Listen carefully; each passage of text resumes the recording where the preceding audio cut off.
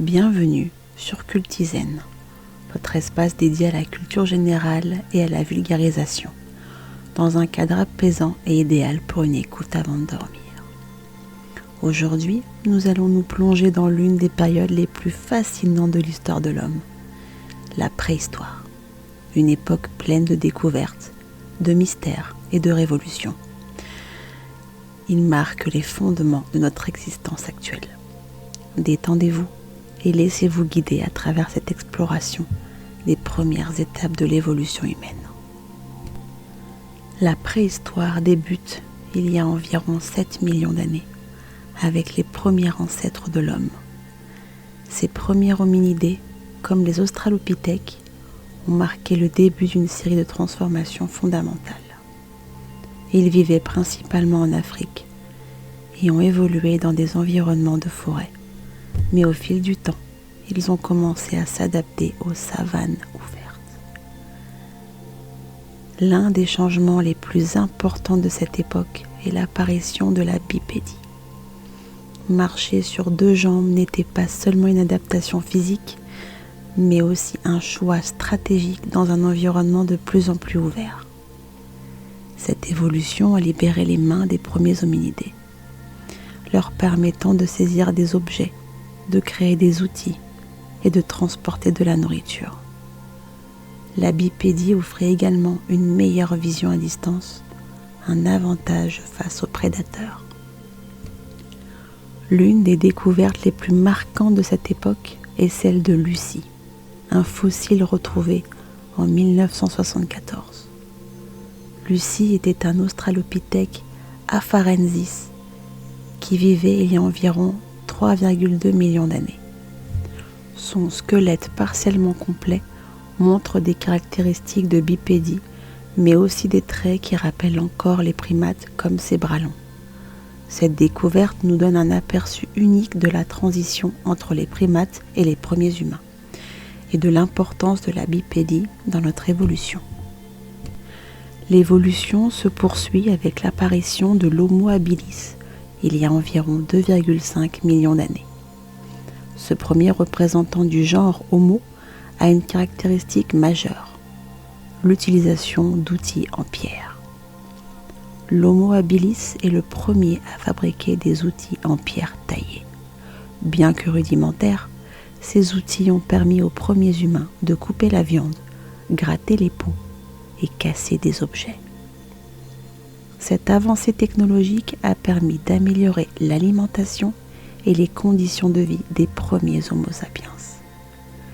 Ces outils lithiques ont marqué un changement radical, car ils ont été les premières traces d'une réflexion cognitive appliquée à la survie.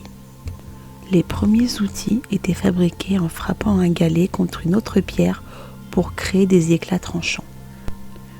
Ces éclats servaient à couper des carcasses d'animaux ou des plantes comestibles, un véritable progrès par rapport aux méthodes primitives utilisées auparavant. Cette utilisation d'outils marque l'une des étapes essentielles de notre évolution. L'une des avancées les plus marquantes de la préhistoire est la découverte et la maîtrise du feu. Homo erectus, qui a vécu il y a environ 1,5 million d'années, est souvent crédité de cette découverte capitale. Le feu a apporté des avantages multiples. Tout d'abord, il permet de cuire les aliments, ce qui les rend plus faciles à digérer et plus nutritifs.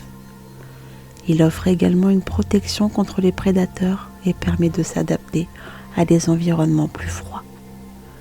La possibilité de cuire les aliments a aussi contribué à un développement cérébral plus rapide, en réduisant la quantité d'énergie nécessaire à la digestion.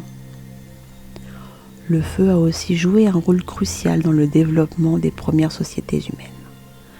Il servait de point de rassemblement où les groupes sociaux se réunissaient pour échanger, partager des expériences et raconter des histoires. Autour du feu, des rituels ont probablement vu le jour, symbolisant l'importance du feu dans la culture humaine et spirituelle. L'homme préhistorique a aussi laissé des traces de sa pensée symbolique à travers l'art rupestre. Ces peintures et gravures retrouvées dans des grottes comme celle de Lascaux en France, témoignent de la créativité et des croyances profondes des premiers Homo sapiens. Les peintures de Lascaux, datant de 17 000 ans, représentent des animaux tels que des bisons, des chevaux et des cerfs. Ces œuvres étaient réalisées avec des pigments naturels mélangés à de la graisse animale. Ces dessins ne sont pas seulement décoratifs, mais ont aussi une fonction rituelle. Elles étaient probablement liées à des cérémonies de chasse ou à des croyances spirituelles. L'art rupestre est aussi considéré comme une forme de communication entre les membres d'un groupe. Ces peintures servaient à transmettre des connaissances sur la chasse, les animaux et les dangers de l'environnement. Elles sont aussi un témoignage de l'importance du lien entre l'homme et la nature, un lien qui se renforce avec l'apparition de croyances animistes.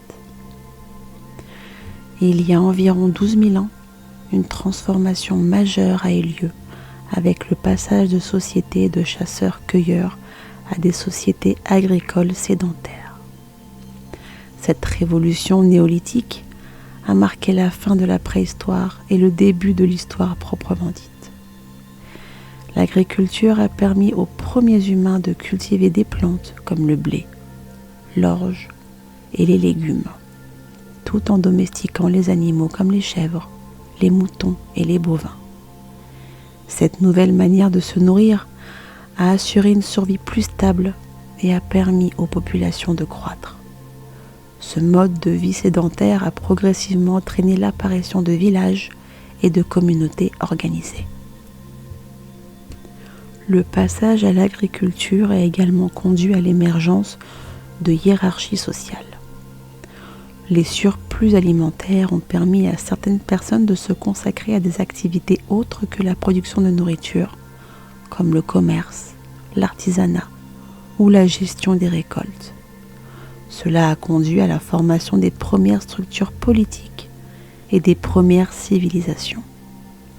L'agriculture a également permis le stockage de nourriture, ce qui a facilité les échanges commerciaux et l'expansion des premières sociétés complexes. Avant de conclure, prenons un moment pour explorer quelques anecdotes fascinantes sur la préhistoire.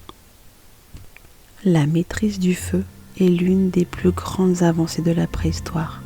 Mais comment les premiers humains l'ont-ils découvert ? On pense que le feu a pu être observé lors d'orages, quand la foudre frappait un arbre, ou lors d'éruptions volcaniques. Une hypothèse fascinante suggère que des hommes préhistoriques auraient récupéré du bois enflammé après un incendie naturel, puis appris à l'entretenir et à le transporter avec précaution. La grotte Chauvet, découverte en 1994 en France, contient certaines des plus anciennes peintures rupestres connues, datant de plus de 30 000 ans. Mais ce qui intrigue les archéologues, c'est qu'au fond de la grotte, on a retrouvé des empreintes de pas d'un enfant accompagnées de celles d'un loup ou d'un chien. Ce détail soulève une question. S'agissait-il d'un compagnon domestiqué ou d'une rencontre fortuite ? Ces traces figées dans le temps nous plongent directement dans le quotidien de nos ancêtres. Les hommes préhistoriques étaient de véritables inventeurs. On a retrouvé des pointes de flèches et des outils fixés à des manches grâce à une colle primitive à base de résine de bouleau. Cette technique, vieille d'au moins 200 000 ans, demandait une maîtrise parfaite du chauffage de la résine pour qu'elle devienne collante sans brûler. Cette découverte prouve que nos ancêtres réfléchissaient déjà en ingénieurs et chimistes bien avant l'invention de l'écriture.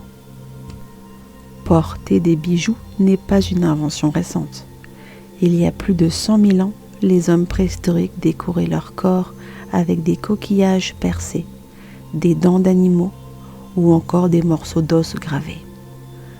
Ces parures pouvaient symboliser un statut social, un lien spirituel ou même servir d'amulette protectrice. Une des plus anciennes traces de bijoux a été retrouvée au Maroc.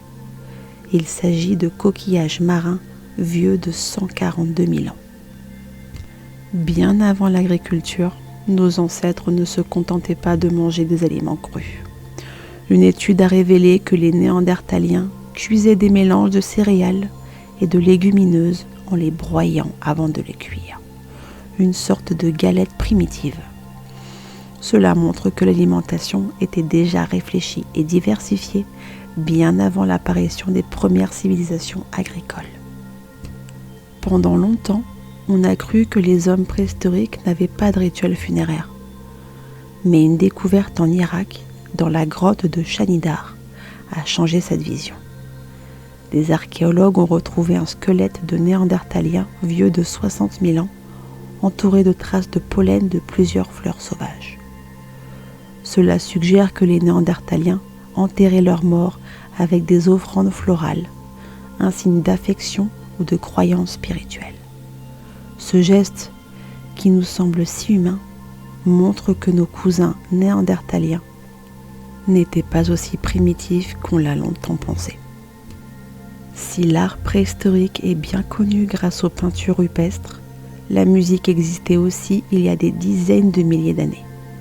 La plus ancienne flûte retrouvée a été fabriquée à partir d'un os de vautour et date de plus de 40 000 ans. Cet instrument, découvert en Allemagne dans la grotte de Hohlfels, montre que nos ancêtres ne se contentaient pas de survivre.